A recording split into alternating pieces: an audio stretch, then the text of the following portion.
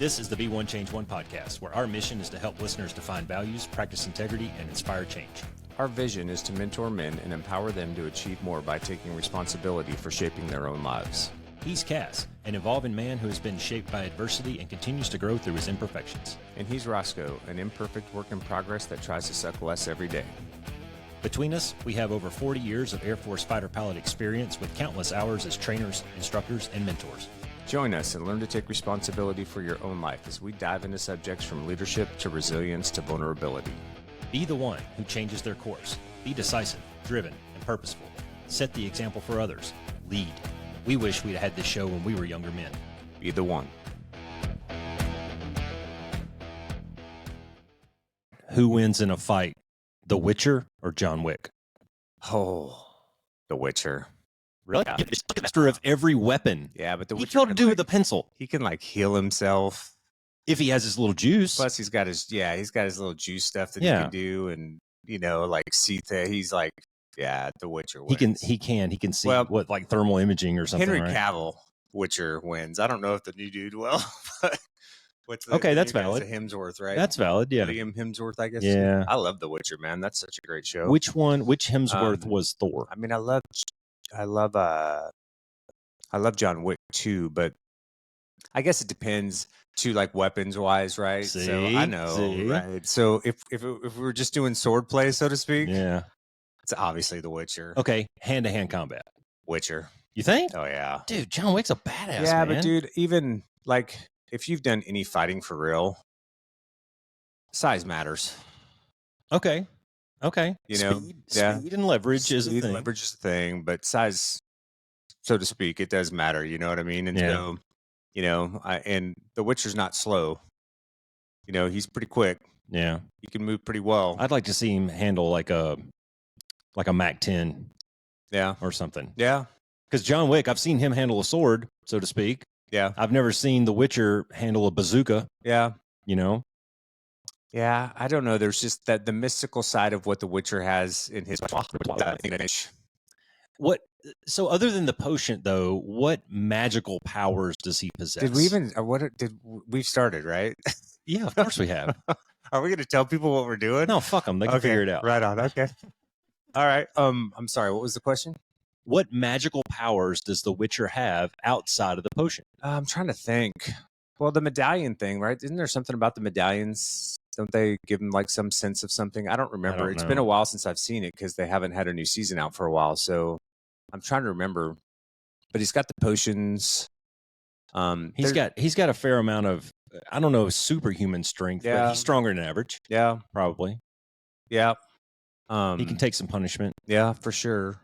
Although in the last season, he almost died, though. Yeah, I mean, they're not immune to death, obviously, but they have some, I think, too, like, if I remember right, there's, like, different things that they go through in their training, too, that, gives them immunities to different poisons and things like that, right? Like, just because it alters their body or whatever to a certain extent. So, and the eyesight thing, I think, is probably helpful. Yeah. Is that all the time though, or is it only when he drinks the black shit? I think the potion is more for just when he has to fight like certain beasts, so to speak. He goes into like the flow mode, the beast mode, or something, ghost mode, whatever it is. But eyes turn black and shit. I don't know. What do you think? I think, like you said, I think it depends. John Wick he's a pretty cool character, but he's just that. He's a character, and I find it interesting that he is a master of like everything. Yeah. It's like this guy, you want to see, I think sometimes we want to see our heroes occasionally be fallible. Yeah. And it brings a human element to them sometimes. And when John Wick falls off of a 4-story roof and gets up and walks away, you're come on. Dude.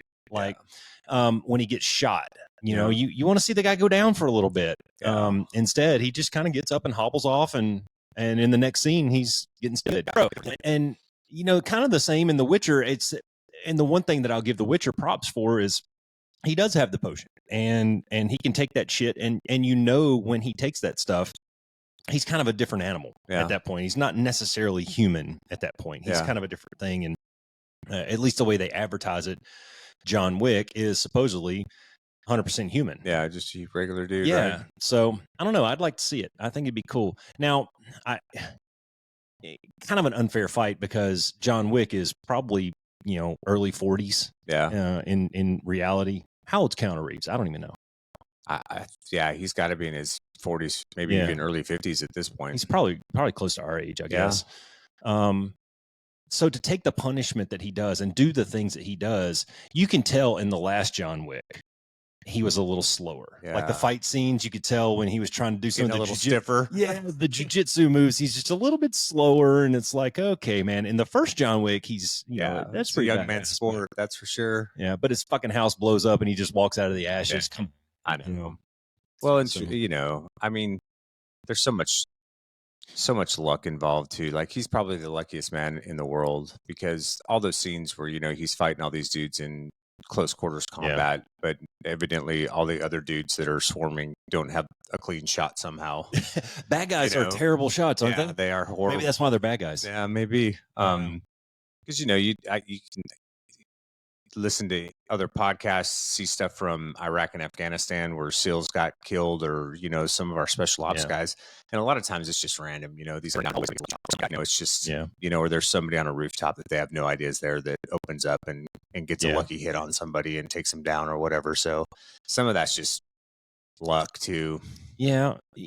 Well, when you go to the Iraq-Afghanistan fight, there was a lot of spray and pray tactics from the bad guys, but there was also a lot of precision involved. Yeah. I mean, they took guerrilla warfare to another level. Yeah, they sure did. In a lot of ways. In years, all the way back to the Mujahideen, fighting the Russians and that kind of stuff. And so that was kind of, it forced our forces, our special forces and our operatives to kind of up their game just a little bit as well. And start, because I think if you read and study into some of our ground tactics, we were kind of rooted in that Vietnam mindset, and we were just getting started with guerrilla stuff, kind of, really starting to formulate it then. And then of course the SEALs were born, and MAGV-SOG was kind of the go-to thing in Vietnam that kind of started pioneering some of this stuff. But, you listen to some of the our age special forces guys that were talking about training in the late 90s and early 2000s, before 9/11, before Iraq, before Afghanistan. They were kind of rooted in that Vietnam mindset. Yeah. And then they go over here to this foreign land, and they had to change tactics. They had to evolve. Yeah. Well, coin was a completely different kind of ball game, right? So just we want you to be good guys and go save everybody, but you can't kill anybody in the process. And that's bullshit. Yeah, it wasn't. It's not just that. It's they did a lot of work on taking down, building. There was so much more intelligence involved, I think. Yeah. Because they were breaking down networks and cells, and trying to find out who was who, and really go target specific individuals.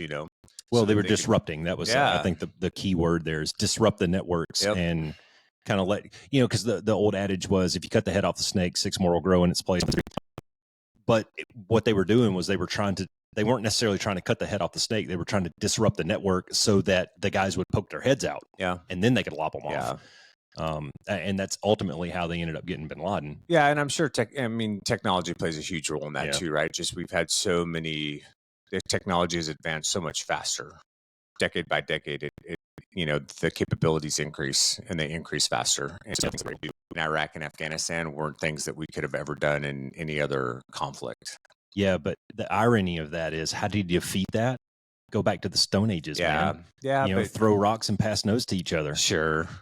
And you can't intercept the signal on if I passed you a note across the table. No, you can't. You can't. But most people have cell phones now, and some of the I can't really discuss the capabilities that we have around that stuff. Yeah. But true. But that also, people are listening. But that also causes, if you're gonna go to underground and pass notes, that's also going to slow your operation down. Your ability to react quickly to new information is diminished. Yeah. And those when you have to go that route, right? So there's also drawbacks to that, obviously. But in their own words, though, they're fighting 100 years war. Yeah. They're not in any race. Yeah. It's like China. They're right. It's all war. We got patience on our side. Yeah. I mean, those people have been fighting each other for hundreds of years. So, yeah. Well, that leads into, finally, we'll tell the people listening what. Yeah. So we're just gonna ask each other questions and banter for a little bit and see what comes out. And that ended up, it started as The Witcher and John Wick, and it ended up being Mujahideen, passing notes to each other in the mountains. But I wanted to ask you a question about AI. Okay. What do you think about AI? Is that involved? I mean, where do you see AI going now? Yeah, I mean, I think there's always ethics involved. There's always ethical things that have to be, there has to be some ethical consideration to any kind of new technology that you bring forward. Based on the result that it could bring? Yeah, and a lot of it's theoretical, right? Yeah. It's because, let's be honest, we're human, we're fallible, we're not going to be able to capture it all. I didn't put the thing in there. Oh, I'm so bad at my job. So, I mean, I think AI is a net positive. Because I think in a lot of, it's going to revolutionize a lot of industries. Now, there's going to be some growing pains with that, in the sense of job displacement. Mm-hmm. There's some career fields that are probably going to go away or get diminished by a fair amount, and decreased by a fair amount. But this was all the .com stuff back in the, if you look at the .com stuff back in the 90s and early 2000s and everything, it was the same thing. Oh, all these people are going to lose their jobs. And what we end up finding out is that when we have these huge jumps in technology, it does. I'm not going to say that there isn't going to be growing pains for some folks out there, because there definitely is, but it also ends up, then it typically diminishes, right? So because AI is going to be so big, there's going to be so many opportunities that open up in that realm of AI. Because I mean, it can apply to so many facets, man. Yeah. So like, for instance, journalists are probably going to be affected by AI. Now investigative journalists or people on TV, things like that, not as much, right? I would say anybody in arts, probably. Yeah, well, I think anywhere where you still have to have it, there's still a creative aspect that goes into the creation of something. I think you're probably pretty safe, because I don't think AI is ultimately going to be able to create like a human can. Whether that's art, investigative journalism, where you have to make connections, you have to have conversations, you have to do certain things like that. Now, your baseline paper, whoever still reads a paper, but the little surprise paper that we get here or whatever, that those headlines, you don't need headline writers anymore. AI can do that for you, you know, things like that. But, applying it to logistics or distribution or things like that, like it's going to there's going to be so many efficiencies, I think, that we find in it. And I think all of that stuff will create other opportunity. Yeah. I think, what do you think about it? Well, I think that you brought points in there that all have counterpoints.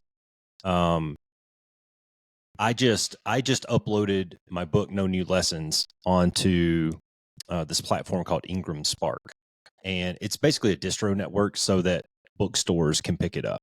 And it basically activates the barcode for the layman's terms or whatever. But one of the containers that I had to check was it gave me a yes or no. Was any portion of this book created by AI? Any portion, to include the cover or any of the artwork or any of the interior design or any of that stuff. It was any portion of this book created by AI or no?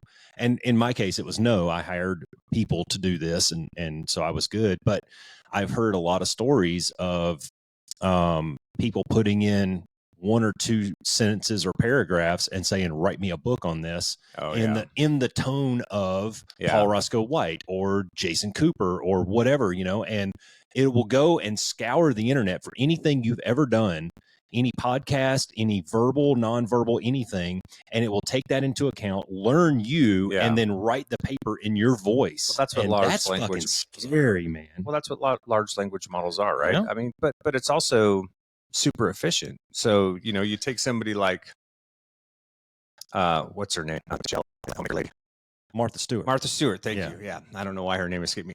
Martha Stewart. I heard an interview with her several months ago, and she was talking about how she's taken all of the stuff that she's done for the last 40 years, the magazines, the shows, from when she very first started, the little newsletters she used to put out to people that followed her, whatever. She's putting all that stuff into basically a large language model so that people can go to, you can pay $5 a month and you can go to her website and you can type in one thing and it'll give you a whole list of anything she's ever talked about. From a research standpoint, I think that's awesome. Yeah. Right. But now let's take this to what is 2024 in the United States. No, so this is the flip side of that coin, right? Same coin, other side is now you have the ability to create deep fakes. Yep. That are indistinguishable. Undistinguishable, I guess is the right word, from original content. And now when you're talking about the world of propaganda that we live in, and everybody's got their face in this fucking thing, looking for their news on an app that starts with F and ends in Facebook, now you've got problems. Yeah. See? Well, and that's where regulation comes in. And that's probably where we're really far behind on this curve, but they're going to have to come up with some regulation around all this stuff, right? It's fast, guys. When you just look at the science of it, it's pretty cool. And then you start adding quantum computing on top of that. I think it starts to get really neat, and the capabilities are going to be awesome. But here's a good ethical one for you. Should there be a man in the loop in warfare? Because eventually we're going to have the capability to send out AI drones that are making decisions on the battlefield. Yeah, well, where does that go? I know. I don't know how to answer that question. That's scary, though, isn't it? Well, yes, but in some ways there's still a man in the loop because somebody has to write the language for the software that's going to determine what that thing's capable of doing, right? So, well, in some ways, there's always a man in the loop. Now, you may not have a guy that's directly flying the drone or maybe even paying attention to what the drone's doing or seeing. And you obviously open yourself up to, but you know what? Every time we strapped on a jet, we opened ourselves up to miscalculation or misprioritization. Are you under the assumption, for the sake of your argument, are you under the assumption that this is a pilot-driven drone or a person-driven drone, or somehow give this drone an input and say, fly to this X and bomb that target? Because we've got about a system that can learn and evolve on its own. Yeah. Right? Well, there may have been a guy that created it, but I mean, after so many evolutions, it's not that thing anymore. This isn't just ones and zeros. That's true. If it's fully self-learning, that's an autonomous learning platform out there. Different. Now, I think there's really cool prospects and value added in. Did you see the movie Stealth? A long time ago. Yeah. So you got one manned aircraft, and then you got 4 AI drones out there. Yeah. I think that's pretty badass, right? I'll take my 4 ship. Isn't that why we built the F-35? Exactly, right? So maybe potentially that'll be around the corner. But you got one guy that's, just kind of super cruising at, whatever altitude, quarterbacking these drones that are going out there to make those flow decisions and do the things to intercept bad guys with no loss of life. I think that's pretty awesome. Yeah. But now, I remember this scenario when I was in Afghanistan that they proposed to us in our ROE briefings, and it was called shift fire, right? You have a GBU-12 in flight. It's in flight. Yep. 30-second time of flight, nominal, right? And so somewhere around... for the listeners, a GBU-12 is a 500-pound laser-guided bomb. So you got somewhere between 12 and 15 seconds where it'll pick up the laser energy. So you got 15 seconds, call it 15 seconds to make this decision, right? And you're bombing a bad guy or a bad house. Let's call it a bad house. And in the side view of your targeting pod walks a goat herder. What do you do? Well, at the time, this was all collateral damage and like you said, the coin fight, and we don't want it's all hearts and minds and all that shit. And what they were asking us to do is in that 10 to 15 seconds, make a decision and move the crosshairs away from the goat herder to hopefully spare his life. Yeah. Did we kill the bad house? Probably not. Yeah. But at least the goat herder lives to fight another day. Maybe we reattack. Who knows? Do you expect AI to do that? How does he learn? I don't know the answer to this. Dude, but I'm not smart enough on computers and softwaring and all of that stuff to be able to answer that. But I'm sure there are people that could, you know, and that know how to, that could build something that could do that eventually. Well, and you know, who's to say, like, what is Chat GPT is what, on its third or fourth? Yeah. Evolution. Something like that. Evolution. Yeah. What happens when it's on its 15th? Yeah. You know? Well, I think, you know, one of the things I think is going to bring to us too is like little personal assistants. So here's potential downfalls. You know, we've already got, in some ways, because of COVID and because of technology, a lot of younger men live in an abundance of isolation. You know, they don't get out and do anything or get out and be social and interactive, right? Well, imagine now you've got an AI assistant that you can have conversations with, that you can ask questions to, that, you know, becomes a friend, quote unquote, a friend in some way, you know, that you can ask questions to or ponder deep thoughts with, things like that. You know, I think that the functionality of those types of things would be more, hey, Betty's my AI assistant. Talk to Roscoe, contact Roscoe's AI, you know, and see if he's available Wednesday at 1:30 for a podcast. Like, those are the kinds of things I think eventually it'll go to. I know that there are a few companies out there that are already working on stuff like that. Yeah. How about this? Like little virtual assistants. Hey, Google, play the Beatles. Yeah. Yeah. I mean, that's not too far away. Yeah. So hey, Google, check my calendar for tomorrow at noon. Yeah. So, but anyways, I don't know. Yeah. It's scary, man. And we haven't even gotten into robots and androids and that kind of shit. It's like the Boston Robotics stuff and some of the stuff that they've come up with. It'll freak you out. Well, no, but I was listening to a show the other day that was talking about, you know, when we started getting into androids that have AI embedded in them and things like that, at some point, you know, these guys they're very close to, you know, we can't call them human, but we can call them beings. And now you start to get into this ethical debate of, do they have rights? At what point do you give these things the right to vote? Or there's a whole list, and it goes down these long rabbit holes, man. So AI, lots more questions than answers at this point. That's for sure. I think right now, I think it's kind of cool because it's the new hotness, you know. And hey, full disclosure, we use AI in our fucking show notes. Yeah. Right. You put in a couple of prompts with a couple of cool guy words, and it spits out a little bit of a narrative for us, and we use that for our show notes. But I don't look at that as, personally, I don't look at that as violating any of my personal ethics or cheating at all. Yeah. It's enhancing what I'm already thinking, and it can write it better than I can. Yeah. Now, would I do that for a book that I'm writing? Fuck no, man, because this has got to be, the book has to be me. Yeah. Right. It has to be natural. It has to be authentic. Yeah, I agree with you. Holy shit. That was a hell of an opener, wasn't it? That's crazy. I don't even know. Now you got me thinking about it. You're going to be dreaming of robots and androids. Yeah, seriously, right? Some of those androids are hot, though. Watch some of those shows on Netflix. We'll leave it there. Oh, Roscoe, you never cease to amaze. Oh, there's a lot more good to come out of that. That was the easy one.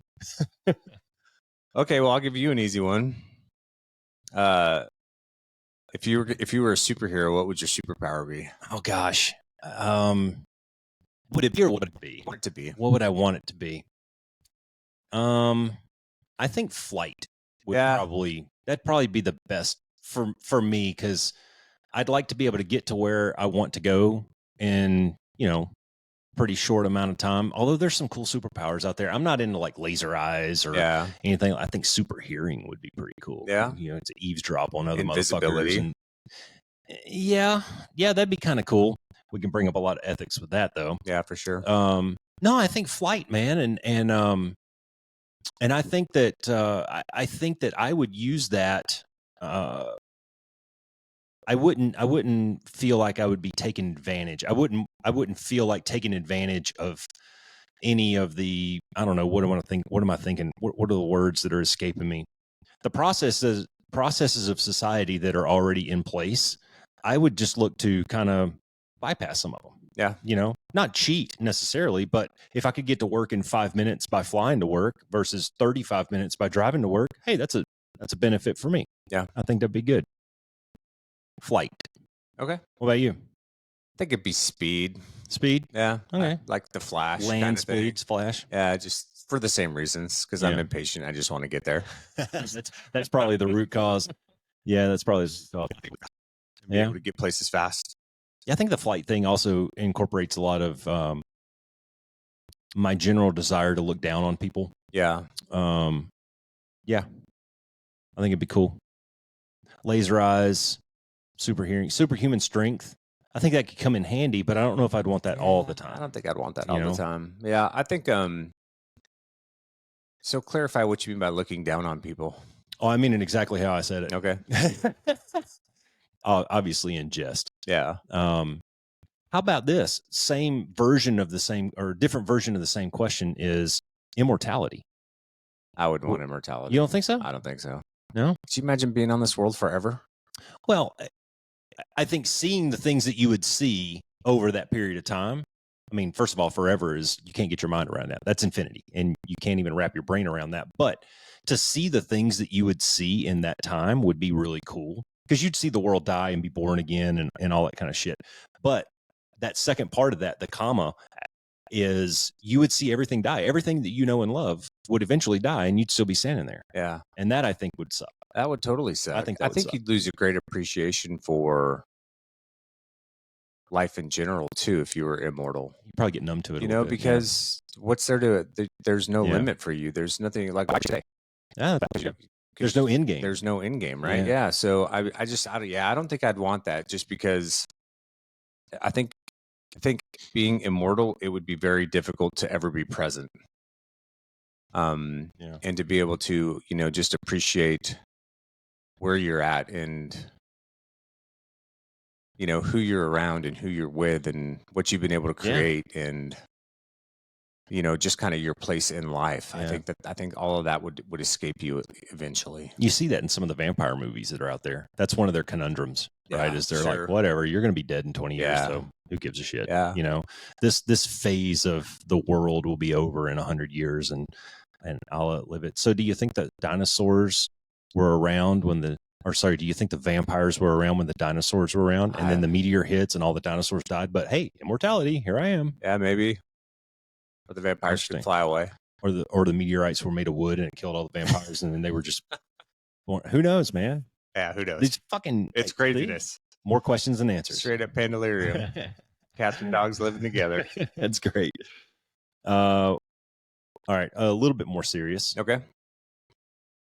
Would you rather end war or end poverty?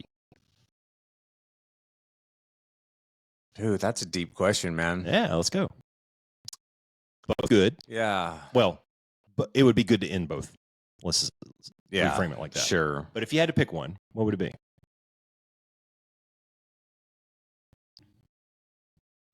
I don't know, man. That's a hard question. That's tough. Obviously, just because of the things that we've done and the things that we've seen, I kind of naturally lean to ending war. Yeah. But that said, I don't think that I think ending poverty is much more realistic than ending war is because there's always going to be conflict. You're always going to have irrational actors. You're always going to have people that are seeking power over justice. You're always going to have people there's always going to be dictators. There's always going to be authoritarians. Isn't that what helps lead to poverty, though? Well, not necessarily. Disparity between two classes. It can be. But I don't see a way that you actually ever get over that. There's always going to be somebody that's trying to do something because they see it as purely in their favor. Whole realist viewpoint on life where I'm going to do what's best for me, regardless of what it does to anybody else, because it's what's best for me.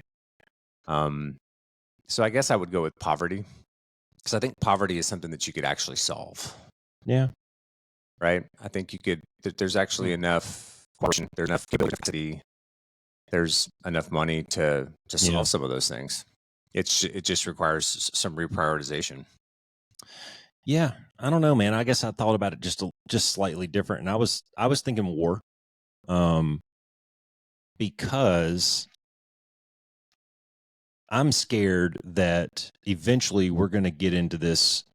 We're going to start having another discussion about mutually assured destruction. Yeah, pretty. Within the next few years, I think that's probably going to start coming back up again, as it did in the 50s and 60s. And I think if we could eliminate that piece of it, like, yes, people are dying from poverty and the separation of classes, class warfare has been a thing since human beings have existed. So has conflict. So has, one tribe trying to take over another tribe. But we've gotten to a point now where I think that there are a few bodies on the earth that could make the whole thing go away. And that scares the shit out of me. Yeah. Because, at the end of the day, I read this. I was listening to this cool show. This chick named Annie Jacobson. She's a pretty high profile investigator. It's all about nuclear war. And I was watching this podcast with her and Lex Friedman the other day, and she said that the president is the only one, single point of failure, that can make this decision to launch.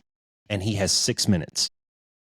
They have 6 minutes. We've got all our super spy satellites up here that can detect launches out of various countries. And they basically, they base this off of a flash and a heat signature, for lack of a more technical term, right? And at that point, somebody tells the president, we either launch or we don't, but they're coming towards us. Yeah. And now the decision's on you. Or we think they're coming towards us, I guess is probably the better way to state that. And he has 6 minutes to make this decision. Of the last 5 presidents, could you imagine any of those guys making that decision in 6 minutes? Yeah, it'd be a tough decision. Holy shit, dude. Yeah, and to what effect, right? To what level? Yeah. Right? Because there's also a proportionality that you have to think about and all these other things. Yeah. Nuclear strategy and policy is actually something I studied in my master's program. Oh, please unload on us, man. Yeah, dude. It was really interesting. So during the Cold War, so there's counter value and counter target. So counter target, the Soviet Union and the United States followed, and counter target was, I'm going to hit this base and that base, and I'm going to take out all these military nodes and infrastructure nodes and things like that, right? Well, when we started amassing such huge arsenals that it didn't really matter anymore. Yeah, we'll just blow off Russia. We basically made an agreement to go to a counter value strategy, which was, I'll trade Moscow for DC, I'll trade LA for Leningrad, I'll trade, right? So we purposely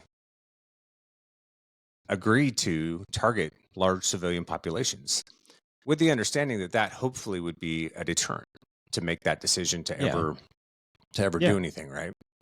And I was just blown away by that. Like, I had no idea I knew that that's what the strategy had become, but I had no idea how that had evolved and how it was actually kind of an agreement, that makes complete sense between the U.S. and Russia at the time. When you look at the amount of weapons that we have, yeah, that part makes complete sense. Yeah. So, nuclear strategy, I think, and policy to a certain extent has kind of fallen by the wayside. When you start talking about hypersonic vehicle capabilities, that changes. I mean, you want to talk about shrinking the timeline? Yeah, that's going to take your 6 minutes down to about 2, probably. Yeah. And I know that there are countries out there that are testing that. But it's also a great example of how cooperation and liberalism, small L, has been able to work since basically the end of World War II, because you've got the Nuclear Non-Proliferation Treaty, the NPT, which has been signed on by, I want to say it's 149 plus countries, where basically, because there's 9 nuclear states, right, in the world. And that we know of. Yeah, well, it's actually 10, but we won't talk about that. There's 9 that have tested nuclear weapons, and have a proven nuclear capability. But the NPT was, basically those 9 countries all got together and said, hey, we will give nuclear technology for civilian purposes to other countries if they sign on the NPT, with a promise that they'll never use that technology to basically weaponize it. Because there's actually a really big difference between a nuclear power plant that provides energy and what they do with plutonium and things like that than what you have to do to get it to weapons grade. Oh, yeah. All you have to do is watch the movie Oppenheimer to understand that. So, anyways, That's all I got. Dude, that's scary, man. What you were just saying, though, it only takes one nut job. Yeah, it does. Yeah, one crazy. Just fuck it. Yeah, well, I mean, and it's crazy too because you have, Pakistan and India both have nukes, and they've been at each other for a long, long time, and there's a lot of instability, especially on the Pakistani side, government wise and influence and things like that. I mean, it's scary that the idea of it going to that level is scary for sure. Yeah. Look at us, man, making the listeners fucking think. Yeah. Stuff. They're gonna. I don't know if somebody's gonna drive their car in a ditch because they're staring off into space, thinking about nuclear war and all that. At any rate, though, I am looking forward to getting that book from hers, or from Annie Jacobson. I just finished reading her book called Surprise, Kill, Vanish. That was all about covert operations, paramilitary, the birth of the CIA, all the way through, and some of the good things and bad things that our country has done in the name of what we call good, which is interpretive. But I've got her book on Area 51 that I'm about to read. That's I'm sure going to be super intriguing. And then I'll get the one on nuclear war. But her books are like 500 pages long of really small print, so it takes a long time for me to get through them. She's an investigative journalist, and they're very technical. Like she does her bibliography. She does a lot of the research. Her bibliography was almost 100 pages. Yeah. Like it's very in depth and it's very well put together. That's very cool. So Annie, all right. What did your 2-year-old self imagine you would be doing right now? I joined the Air Force when I was 20, like almost dead center 20 and a half years old. So there's kind of two versions to that question. I was in college at the University of North Alabama, and I honestly don't even remember what my major was. I had no direction, man. And this is where I failed. This is honestly where I failed. One of the hardest times in my life was when I graduated high school. I fell into that trap where people said, you need to go to college. I could have gone to a community college and played basketball. And I got talked into going to a 4-year school, University of North Alabama. I joined a fraternity, which was a super bad move for me at the time. I'm not poo-pooing on fraternities. Yeah. There's a lot of value in it, and I still keep in touch with a couple of the bros from back then. There are lifelong friendships and brotherhoods that are born in fraternity houses, and I'm not poo-pooing on that. I'm saying for me personally at the time, it was bad for me because I fell into that rut of I tell everybody I went to college and I confused that with going to class. I did not go to class. There were 2 semesters of my 4 semesters in school where I made a 0.0 GPA. Oh, yeah. Hey, pick something, be good at it, right? I learned how to play guitar, and I won a beer drinking contest at the club one night. So I was pretty good at those kinds of things. But that was a time in my life, man, where I had no direction. And I think, part of me when I would lay there and try to fall asleep at night, I think there was part of me that always wanted the great things and good things in life. And luckily for me, it came to a hardship. My dad had passed away when I was 6, and my mom had been saving some of that Social Security money that she was getting, and that's what she was paying for my college with. While I was at college that last semester in the fall of 96, that's when my mom and dad lost their farm and had to declare bankruptcy. And I remember talking to my mom. It was over Thanksgiving weekend. I'm in Alabama and she was down in Louisiana. And she says, well, what are you going to do next semester? Because I don't have any money. I can't pay for your school. So you got to come up with something. And I said, all right, well, I'll join the Air Force. It was something that I thought about doing out of high school anyway. And then I was in college. I mean, anyone, it was my decision. But and that's when, like, literally, like the next week I went to the recruiter's office. I had to go take the ASVAB again because it'd been a few years. And in January 15th, I went through MEPS and went to basic training. So it happened pretty darn quick for me. Inside of 2 months, it was lickety split. And that was, again, 20 and a half years old. My birthday's in July. This was in January. That was a turning point for me because basic training slapped me around and gave me that discipline that I really needed 2 years ago that I didn't get. Gave you that structure. It did, man. And that's when I met Katie. Right out of basic training, went straight to Wichita Falls, and middle of March that year, I met Katie for the first time, and we've been together ever since. We just celebrated our 24th anniversary on Monday, actually. So That's awesome, man. yeah, so so kind of the tale of two halves there. Yeah. You're watching a football game and the team sucks in the first half, and then all of a sudden Tom Brady pulls out a miracle in the fourth quarter. You know, and that's kind of been the story of up until that 20-year point in me was pivotal. Yeah. Yeah. So to answer your question, I don't have any idea. No idea. I really don't, man. I mean, I had no major in college. I had things I thought were cool and things that I thought I might be interested in, but then I joined the Air Force. And it was almost one of those follow your nose necessity kind of things. Oh, well, I got a family to take care of now. I need to get my college education, and just kind of followed that path. Right on. Yeah. What about you, 20 years old, Cass? If I had to, when I was 20, when I was 20, I was working in politics. And so. Did you think you were going to follow that? There was a time where I did, for sure, because I couldn't. I was working my way through college. I was working full time. I was doing really well in politics, and there was definitely a future in that for me. Mm-hmm. And there was a time where I was like, yeah, the flying thing's probably not going to work out. Like, this is probably my lot in life. But dude, I could just not shake the voice in the back of my head going, what about flying? What about flying, man? Yeah. What about flying? This is all you ever want. What are you going to do? So yeah, I made that pivot and went back to school full time, and so I could get my degree, and was able to get a pilot slot and go into the Air Force. So with that said, I would say that getting back on the path to get to a pilot slot, my 20-year-old self would have seen me still in the Air Force right now. That's cool, dude. Yeah, I think it's probably pretty rare. It's when we were kids, because we didn't have social media and the propaganda machines and all that outside influence.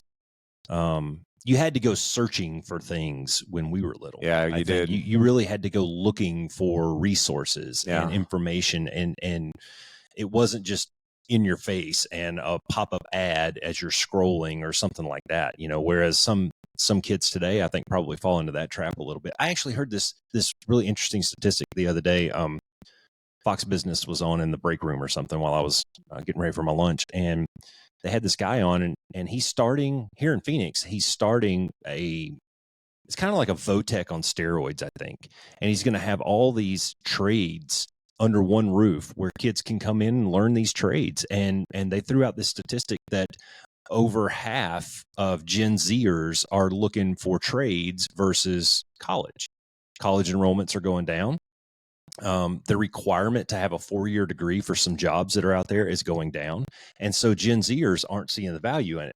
Now, on the other side, in the very next sentence, very next segment, they had a guy come on, and he said 75% of Gen Zers want to be entrepreneurs, which immediately my brain went to, because they want to be the boss today. Yeah. They don't want to climb a ladder. They want to be the boss today. And they see on TikToks and all this, they see these get rich quick schemes, and they think, oh, well, I can do that. I'll just start my own business and I'll make stickers. And we just pay $20 for 100 stickers. You're not going to drive a Lamborghini doing that. Yeah. Okay. So at some point, realism has to set in for these kids. No shit, 75% of them want to own their own business and get rich and have a yacht. But of that 75%, 0.0001% are actually going to do that. The rest of you are going to grind and have a hard life. Yeah. Entrepreneurship is difficult. And if you don't go into it with that mentality, that no plan B mentality, it's going to be very hard. Yeah. No, there's a lot of truth in that. I would just encourage folks that if you're facing something like I did when I was younger, just ask yourself if you can live with no or what if for the rest of your life. Yeah, that's a good one. I got to the place where I knew I could live with no. I could live with, I'll try, I'll go to the recruiter, I'll do all the testing, I'll see if I can get a pilot slot. And if they tell me no, well, at least then I know. And then I can pivot and I'll just go do politics or whatever. But I knew I couldn't live with the what if. I knew I couldn't be here now at 50 going, man, what if I would have just Yeah. I had the opportunity. What if I would have just taken that? What if I would have gotten out of my comfort zone? That's right. And, you know, because, dude, I'm telling you, starting my own business and then going back to that was scary. It's hard. Yeah. Because I didn't know if I was going to be able to make enough money. There's a lot of unknowns and blank space out there. I didn't know if I was going to be able to make enough money to pay bills. It's not like I had like all this shit lined up for people that wanted to pay me to do things when I decided to make that decision. Yeah. And so it was scary at first. But yeah, I would just encourage folks, ask yourself that question. For me, it was, I can live with no, I can't live with what if. And it was the right pivot for sure. Well, let me pile on a couple of things to that. One, if you want to be an entrepreneur, I'm not saying don't do it. I think if you're a young listener and you have that desire, then fucking go for it, man. Because you don't know if you don't try. Yeah. Right. Don't be surprised if it doesn't turn out the way that you thought it was going to turn out. Yeah. And give it the effort it deserves. Right. But also you framed your question to me as, you know, your 20-year-old self. There's a gap there, though, between high school and 20 years old, where it's like, Rumspringer, what are you doing? You know, are you getting some things out of your system? Are you trying new things? Are you exploring opportunities? Are you just fucking off and going to the beach? You know, so there is a little bit of a gap, and your 20-year-old self is a different self than your 18-year or 17-year-old self that just got out of high school. So I think a little bit of maturity and a little bit of reflection and some of that is good. There was this great debate on should graduating high school seniors be required to spend 2 years in the military? Just as a societal norm, here it is. You go do 2 years in the military and then you get out, and unless you have some kind of hardship or whatever. And man, I could see both sides of that argument for sure, because those 2 years are going to teach you a lot about yourself. Yeah, they really are. Yeah, they will. They will. Although I'm not a fan of conscription necessarily, but no. And I said that, you know, there's arguments to be had on both sides for sure. And I couldn't tell you whether I was pro or con against it. I can say I think that there would be some benefits from it. Well, and just if some people have that entrepreneurial spirit, but I think most people that are successful are also very educated, you know, and so it's not like you just get out and become an entrepreneur. There's usually a similar path that a lot of, because dude, you've got to have some kind of business acumen to do it. And a lot of folks get that at a business school. You can get it. You know, a lot of guys get it off of YouTube. A lot of guys work at, you know, go to Morgan Stanley or things like that after out of school so that they can kind of figure out the whole money side of things and investing and all that kind of, because the bottom line is if you're really going to do something that is going to be big, you got to raise money. Yeah. You know, you got to get investors you got to have people that are going to invest and give you money. You got to be able to come up with business plans and be a good speaker and have some, you know, and run in certain circles in order to raise the kind of capital that you need to do some of those things. Yeah. So it's anyone who's interested in being an entrepreneur, I encourage you to go listen to Andy Frisella's podcast and go all the way back to like episode 1, where the podcast was actually titled MFCEO. He is a lifelong serial entrepreneur, and he's a 9-figure, you know, billionaire, basically almost billionaire. And he's very successful, but he will tell you straight up. He said, look, for the first 10 years, I forget the exact number, but I want to say the first 10 years, he made something like $40,000 total. Yeah. In 10 years. Total in 10 years, you know, and then of course it started to take off. But, you know, if you're an entrepreneur, you're not going to be driving a Lamborghini next week. Yeah. Most likely. No, it takes time, man. You got to grind, man. You got to grind. And all of that grinding teaches you so many lessons. Yeah. You're going to fuck up so many things. Yep. And you're going to learn from it, and you're going to do that a little bit better next time. So that maybe, you know, your first year you made $3, the second year you made $5. Yeah. And you're going to take that capital that you make those first several years and you're going to reinvest it into other things. Yeah. Well, that's why he didn't make any money. I mean, you're not, you're not going to be like you're saying, you're not driving the Lamborghini right out the door. So exactly. Tough, man. Yeah. Whew. Was that me or you? That was me, the 20-year-old self. You want to go one more? Sure. All right. One more. It's a fun one. Zombie apocalypse. Okay. Where are you going to go? What are you going to do? So what are we, 2 miles from the 303? Yeah. 2 miles away at zombie speed is probably what? An hour? Yeah, I guess. Probably about an hour. You got an hour. I got an hour. Where are you going? What are you doing? I don't know where I would go around here. I'd get out of Phoenix. I'll tell you that. Okay. I'm not going north up to 303, so I got to find another route. But take the long way around. You know, the 17 is going to be jammed. Yeah. I'm not. So you're not getting to Flagstaff. No, I'm not going north. I'm probably going west. Okay. Because you can get up into the hills in California, and there ain't a lot up in some of those hills, but there's a lot around you that you can get to. You can climb those hills in your Audi if you need something. If I have to, it's all-wheel drive, baby. Time to put some all-terrain tires. I'm never going to need it again, so might as well. That's valid. Yeah. I drive a monster truck. I'd grab all my guns and all my ammunition and a bunch of water and all the food we could and some clothes, and that's probably the direction I would go. Or maybe even, east would be worse because you'd have to traverse Phoenix. We're right on the edge here going west, man. I could get out of town pretty quick. You could bail out of town, but it's going to be jammed on the I-10. Yeah. Once you get out, if you go out Sun Valley Parkway and get down, I-10 is 2 lanes at that point. Yeah. That's going to be jammed. You can get to Quartzsite, basically Quartzsite, before you kind of hit a wall, and then you got to join up with the traffic. Yeah, or you know what I probably would do is I would get in our car, I'd run down to Glendale, and I'd steal a fucking airplane. Oh, yeah. Okay. Because I can fly anything that's down there. Yeah. And if I could get keys somehow, I'd steal a fucking airplane, take off. Fuck, I could fly it. It's landing. Yeah, I could take off and any dirt field, any farm field, I could put whatever it is down wherever I needed to and go from there. You taking the wife with you? Oh, yeah. Oh, okay. What about the kids? Yeah. Nah, fuck them. Yeah. They're on their own. My kids are grown. They're old enough. They got to figure it out. Yeah, they would be home. So I got a couple of options. What would you do? We've spitballed a couple of options. Get a barricade the windows and fight them off. I'm torn between my truck or my Jeep. One, all right. Probably the Jeep, because it actually I don't know. I got diesel and gas, so I got to consider that, right? The difference between the two, availability of the two. But there's an old rundown mill up a wash that I know about 30 miles north of my house that is built into the side. There's water there in a little natural spring. All right. There's wildlife around. There's deer, there's donkeys, there's javelina, there's snakes, there's all kinds of stuff that you could eat if it came down to that. And there's fresh water supply there. More importantly, though, it's got a really high perch on the top, so I could sit up there with my 7 mag and my high-powered scope and pick off any zombies or motherfuckers that are coming out there to take my spot. So I got good lookout. It's a choke point, so there's only 1 or 2 ways in there. So it'd be pretty easy to defend, I think. It's either that or I'm going to go to Home Depot, man. There's a lot of fucking weapons in Home Depot, and I'm just going to fight it out, dude. Give me a hatchet or a maul or something, and let's go. Yeah. Let's go, zombies. Yeah, if I stole an airplane, I'd probably fly to Catalina Island. Yeah?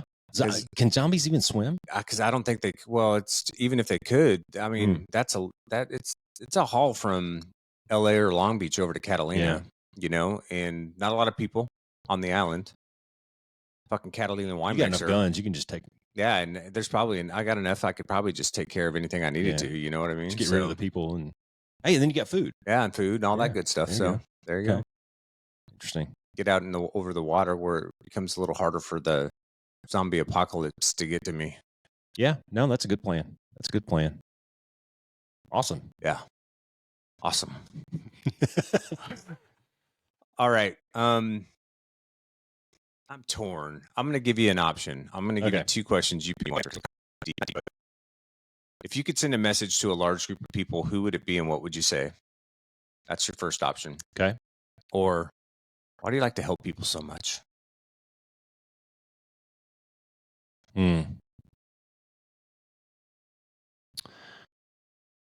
I maybe I can answer both. Okay. Yeah, they're kind of maybe similar. Maybe I can answer both. I just got the opportunity to go up to Embry-Riddle and speak to their ROTC detachment. I did 2 sessions in the morning and 2 sessions in the afternoon, juniors and seniors respectively, both, and got a lot of really good questions from those kids. And I mean, they're 22 maybe years old ish, 22. They've been in ROTC now for 3 to 4 years. I mean, some of those kids are going to be first or second lieutenants here in a month. or less. Some of them are going to be at stand up at UPT by probably end of July. So they had really good pointed questions, and one of the questions was it was something to the effect of, why do you enjoy doing this? Or, your stories, how do you pull out the main points of your stories and things like that? And I answered the kid simply. I said, dude, let me tell you, man, I had a great time in the Air Force. I had an awesome time. And when Caleb went to ROTC, and I almost cried, because I remember telling Katie, I was like, I'm so sad because I know how much fun they're going to have. Yeah. I know how fun that ride is. Yeah. But it's their turn now. And that was my message to the kids that day, was it's your turn. And, my generation, our generation, us, we've already done our thing. And now it's time for you guys, the next generation, to come up and kind of fill that void and go have your fun and write your narratives. And I really, I look at it, this is one of the things we talked about when we started the podcast, was I really look at it as doing a disservice to people to sit here with all this experience and all this knowledge and all these cool lessons learned that we had and not give it back. Yeah. That, I think, would be the worst disservice that I could do to the community. Plus, there is no better feeling than knowing that you made a difference in somebody's life. When you see somebody, when you see that aha moment on somebody's face, when you see that light bulb go on and that question mark over the canopy disappear and turn into an exclamation point, that is why we do what we do. Yeah. Right. Because that kid gets it now. And now he's part of my team. He's part of my tribe. We're going to war and we're going to fuck shit up. Right. That is, so I think maybe if I could give that message, if I could send a message to a mass group of people, that would probably be the message, is share your experiences with other people, man, because you never know when you're having somebody. Yeah. Yeah. That's for sure. Yeah. Yeah. I'm with you on that. Yeah. What was your answer to those? Yeah, I think if I had to share a message, it would just be that I think oftentimes we don't realize that we're capable of more than we think we are. That's valid. Yeah. That you can do hard things. You can make change in your life. You can be the person that breaks whatever those generational curses, or you mean be the one, generational issues are. Yeah. Go back to what we're talking about. But that's it, right? Like, you can be the person that makes that pivot. You can be one that breaks the cycle. Yeah.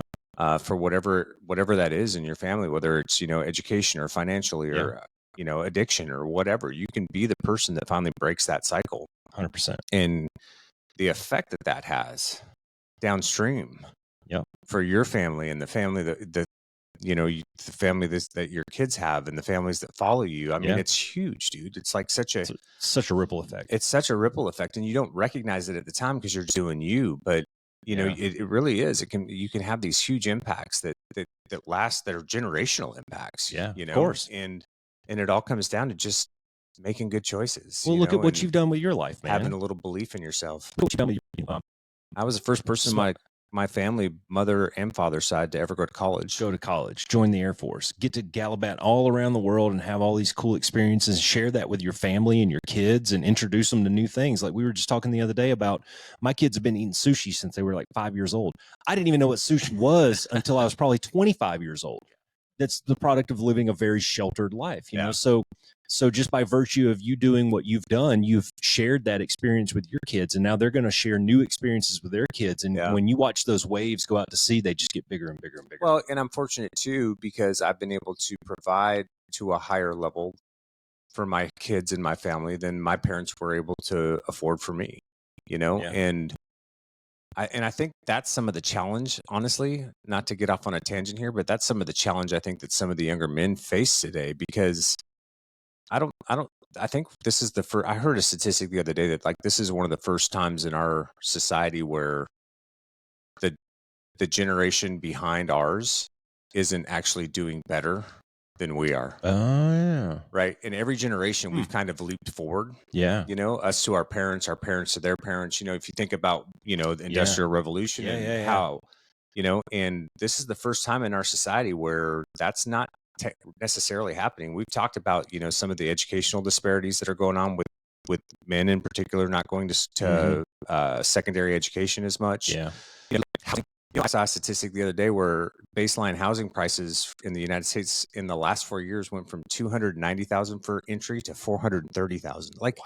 It's so expensive now it's next to impossible. It's almost impossible for a family or a young man or young woman, for that matter, to be able to afford an entry level home. And there's like these there's a lot of challenges in some respects that they're facing that. And entry points maybe that aren't as available to them as there was to us, and that's. I don't know, man. Well, yeah. I mean, yes, right. And there's that old saying that hard times create strong men create easy times, times create hard times. Yeah, that's true. Or weak men, and then weak men create hard times. But I don't want to go like super political in anybody. But what you were just talking about, like to that, but. This is an election year, and who you vote for matters, right? Because of those entry prices that you were just talking about, there's a lot of reasons why that's happening. And if you dig down into it, some of these big conglomerates that are chewing up the real estate market and turning them into these little B&Bs and these little rentals, and the rental market is higher now than the mortgage market's out of and control. So I'm just saying that who you vote for matters. So guys, please do your homework and don't just vote party lines and that kind of, your fuck civic this guy. Responsibility. Exactly. Do your homework. Vote for the right reasons for who you think is going to be the best, because those things have some of that. Yeah, and I think my point though in saying that is like, yeah, dude, it's hard. Like, I get it, and life's hard. It's just there's always going to be a struggle. There's always going to be the next thing. There's always going to be the next challenge, the next setback, the next whatever it is, the next obstacle. I have obstacles in my life right now. All right, I still have disappointments. I still have things that I'm trying to accomplish that I'm not quite getting to as fast as I want to, or whatever the case may be. And my point is just like, again, if I could say something, it would be you're more capable than you think you are. Like, just move out, get in the arena, do the work. It's going to be okay, and it's going to be okay. Yeah, it'll work out. It's going to be okay. You know what? I honestly believe this, man. I titled my book for a reason: Work Hard, Don't Suck. And I honestly think that if you do those two things, you're going to be okay. Yeah, you're going to be okay, man. If you just give effort to stuff and you try to be better than you were yesterday, you're going to be all right, man. Yeah. And as you were talking about that, one of the things that I suffer from a lot is imposter syndrome. I mean, think about it, dude. I'm the only Wizzo within about 300 miles of this place. Yeah. I'm not even supposed to be here. Yeah. Right. The fact that I even get to go to my job every day is a pinch me moment. Yeah. Okay. So I suffer from that need to work as hard as I do at some of the things that I do. Is I don't think I'm supposed to be here. And what you were just saying is kind of along those lines, right? Yeah. You're capable. Now, I'm a confident person. I'm very confident in my abilities, but that's because I'm willing to put in the fucking work to do it. So to the young people, do the work, man. Yeah. Do the work, and you can accomplish great things. Yep. Awesome. All right. Well, ones, if you're still listening, thanks for listening today. Roscoe and I wanted to take an easy one, just because a lot of the stuff. What are you talking about? Easy. We talk about zombies and vampires. It never turns out that way.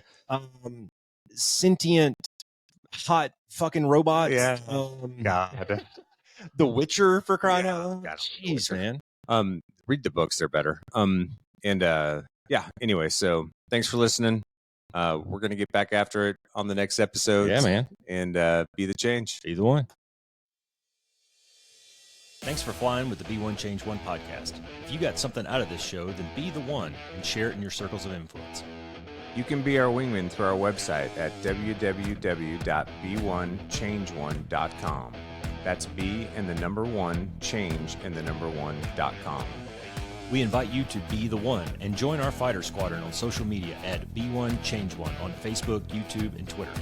You can follow us at Paul Roscoe White on Facebook, Instagram, and LinkedIn, as well as Roscoe's website, www.paulroscoewhite.com.